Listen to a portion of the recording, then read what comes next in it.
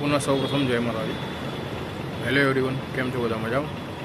आज हूँ आपने बतावी रह्यो छुं ब्लॉग 4 છે આજે, અને હમણાં વાગ્યા છે 3:30 થયા છે અને હું 4 વાગે તો જોબ પડ્યો છું ગાઈસ। ઓકે, તો આજે હું આપણે બતાવી રહ્યો છું હું જે સ્કૂલમાં ભણ્યો હતો એ સ્કૂલ આજે હું બતાવી રહ્યો છું આપણે બહારથી। ઓકે, બના રહેજો બ્લોગ ગાઈસ। હું સેકન્ડરીમાં આ સ્કૂલમાં હતો, 8મા ધોરણ પછી આ સ્કૂલમાં આવેલો મેં। એનું નામ છે little flower school near Siddhnath Talab. Siddhnath तालाब के पास आया हुआ है ये स्कूल। ओके, देख सकते हो आप। फर्स्ट टू 5 स्टैंडर्ड में इस स्कूल में पढ़ा था। इसका नाम है श्रेयस विद्यालय स्कूल।